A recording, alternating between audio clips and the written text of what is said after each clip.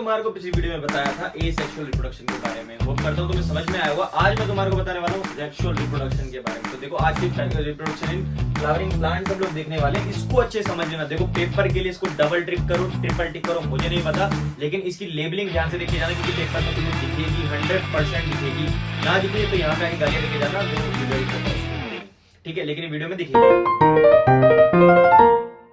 Reproduction पता ना क्या होता है। यहाँ पर फ्यूजन होगा गैमेट्स का, यहाँ पर क्या होगा, यहाँ पर इंटरकोर्स होगा, वो ह्यूमंस में होता है, फ्लावर्स में देखते हैं हम लोग क्या होता है, ठीक है। यहाँ पर क्या होगा, यहाँ पर दो गैमेट्स का प्रोडक्शन होगा, उन्हीं गैमेट्स का फ्यूजन होगा, जाइगोट बनेगा, एम्ब्रियो बनेगा। बड़ा मजा आएगा, बड़ा मजा आएगा ना। तो चलो यार चलते हैं हम लोग फ्लावरिंग प्लांट्स के इस डायग्राम को समझते हैं। सबसे पहले देखो इसके अंदर, अब देखो जहां पे भी रिप्रोडक्शन होता है, मैंने रिप्रोडक्शन के अंदर बोला था ना, जब मैं तुम्हारे को एक इंट्रोडक्शन क्लास दी थी इस चैप्टर की, तो मैंने बताया था यहाँ पर क्या होता है, मेल रिप्रोडक्टिव अलग होता है, फीमेल रिप्रोडक्टिव अलग होता है। लेकिन फ्लावर में तो हमने देखा नहीं, क्योंकि फ्लावर में जो लड़की होती है ना उसमें नखरे होते हैं, जो फ्लावर में जो लड़का होता है ना ही उसकी बॉडी होती है, लेकिन तब भी उनमें अलग अलग होते हैं रिप्रोडक्शन पार्ट्स। तो कैसे होते क्यों होते हैं मैं तुम्हें बताने वाला हूं। आज समझते हैं सबसे पहले। तो जो इसके अंदर स्टेमन है, दिख रहा है ना, दिख रहा है ना, ठीक है। तो ये जो पूरा का पूरा पार्ट है ना, ये वाला देखो, इसके ऊपर हमें स्टेमन दिख रहा है। स्टेमन मेल रिप्रोडक्टिव पार्ट है। इसके अंदर क्या होता है, एंथर होता है। स्टेमन के अंदर क्या है, एंथर है। यही एंथर अपने अंदर पॉलन ग्रेन्स रखता है, और यही चीज आगे जाकर फर्टिलाइज करती है, यही चीज आगे जाकर ओवरीज के साथ फ्यूज होती है, ठीक है। तो मेल रिप्रोडक्टिव पार्ट में कौन से हुए हमारे, ये पूरा का पूरा फिलामेंट हो गया, ये एंथर हो गया, और ये दोनों किसके पार्ट हैं, ये पार्ट है हमारे स्टेमन की, यानी male reproductive part in flowering plants. अब आगे चलते हैं हम लोग, अब फीमेल्स के देखते हैं भाई। फीमेल्स में क्या है, ठीक, फीमेल्स के कौन से पार्ट हैं। फीमेल्स के पार्ट ये वाले देखो, पूरे के पूरे, ये पिस्टिल है, ये पिस्टिल है, ये स्टाइल है। मेन पार्ट की मैं बात करूं तो ये ओवरी है, मेन पार्ट है। यानी कौन से हो गए, पिस्टिल हो गया, स्टिग्मा हो गया और ओवरी हो गए। ये मेन पार्ट्स हैं हमारे किसी भी फ्लावरिंग प्लांट्स के। फीमेल वाले है ना, फीमेल अलग है, मेल्स अलग है, दोनों एक मत कर देना, फीमेल्स वाले हैं। तो देखो क्या होता है ना, ये तुम्हारे को यहाँ पे दिख रही है, ये क्या है, ओवरी है। ये पूरी की पूरी क्या है, ये ओवरी है, पूरी की पूरी ओवरी है ना, ये नीचे वाली। और इसी ओवरी के अंदर एक और चीज है जो कि है ओव्यूल विद एम्ब्रियो सेक। तो देखो एक चीज पेपर में क्वेश्चन पूछी जाती है कि ओवरी किस चीज में जाकर वो बन जाती है, आगे जाकर ओवरी क्या बनती है फ्यूजन के बाद, ओव्यूल क्या बनता है फ्यूजन के बाद। तो मेरी बात ध्यान से सुन लो, पेपर में पूछा जाएगा, फिर बाद में रोना मत।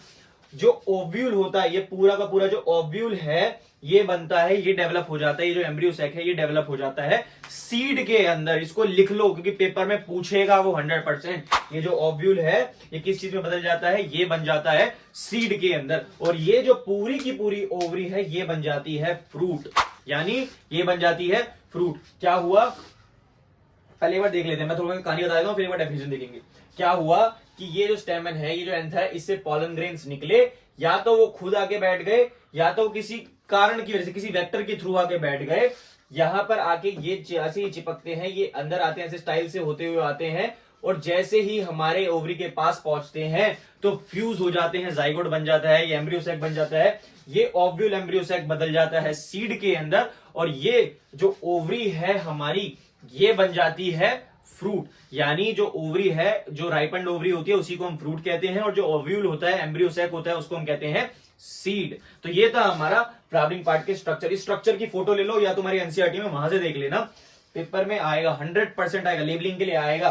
क्या कैसे क्वेश्चन आता है इसके अंदर, लेबलिंग के अंदर, या तो वो तुम्हारे को कैसे क्वेश्चन दे देगा कि तुम्हें कोई पार्ट गैप कर दिया और वहां पे लिख देगा ए बी सी, इस पार्ट को बताओ भैया ये पार्ट कौन सा है, या तो वो तुम्हें सीधा सीधा बोल देगा कि यहाँ पर स्टेमन बताओ, इसका फंक्शन बताओ। तो ये तुम्हारे डबल टिक कर लो, ट्रिपल टिक कर लो, ये बहुत इंपॉर्टेंट है, पेपर में आएगा ही आएगा। आगे बढ़ते हैं हम लोग, पॉलिनेशन। देखो पॉलिनेशन भी बहुत इंपॉर्टेंट है। पॉलिनेशन की डेफिनेशन की बात करूं, the transfer of pollen grains from the anther to the stigma of a flower is called pollination.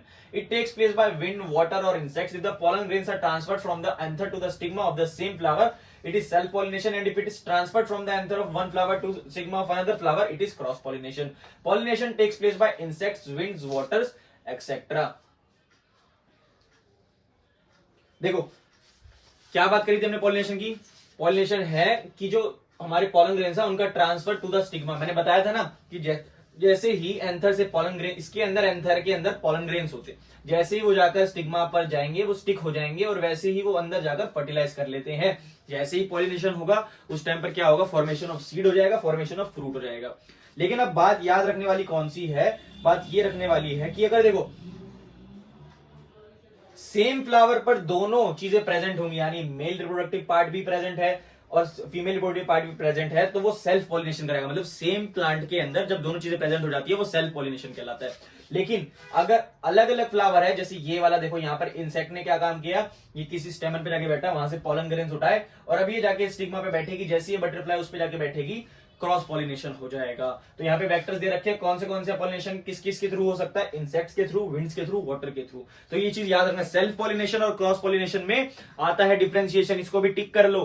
क्या क्वेश्चन आता है सेल्फ पॉलिनेशन और क्रॉस पॉलिनेशन के बीच में, ये क्वेश्चन आता है कि इनमें डिफरेंशिएशन बताओ। जब सेम फ्लावर कर रहा है तो सेल्फ पॉलिनेशन, जब एक फ्लावर से दूसरे फ्लावर में हो रहा है तो क्रॉस पॉलिनेशन। ये चीज याद रखना, भूलना मत। अब इनके फर्टिलाइजेशन की बात कर लें हम लोग, जैसे मैंने स्टार्टिंग में बताया, after the pollen grains is transferred to the stigma, it produces a pollen tube which passes through the style and enters the ovary and ovule. In the ovule, the male germ cell, male gamete, fuses with the female germ cell to form a zygote. This process is called fertilization. After fertilization, the zygote divides several times and forms the embryo, which then develops into seed and the ovary develops into fruit. ये तो मैं चीज तुम्हें बता चुका हूं, दोबारा देख लेते हैं क्या होता है। जैसे ही pollen grain आया हमारे स्टिग्मा पे आया, दिख रहा है ना, दिख रहा है ना, तो जैसे ही पॉलन ग्रेन्स आए हमारे स्टिग्मा पर आके बैठे, अब वो स्टाइल के थ्रू, पॉलन ट्यूब के थ्रू होते हुए नीचे आएंगे और जैसे ही कांटेक्ट में आ जाएंगे ओवरी के, ये क्या कर लेंगे, फ्यूज कर लेंगे।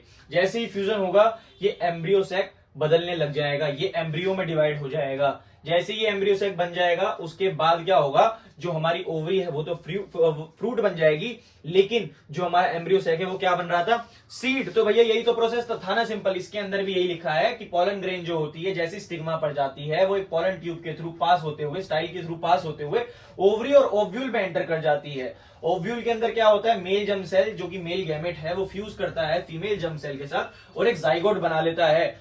यही पूरा का पूरा प्रोसेस फर्टिलाइजेशन कहलाता है। फर्टिलाइजेशन के बाद जो जाइगोट होता है वो सेवरल टाइम्स डिवाइड हो जाता है और एक एम्ब्रियो सैक बना लेता है। यही एम्ब्रियो सैक आगे जाके सीड बनता है और वो पूरी की पूरी ओवरी, राइपेंड ओवरी जिसको मैं बोलूं, वो फ्रूट बन जाती है। तो ये चीज याद रखना। ये था हमारा sexual reproduction in flowering plant.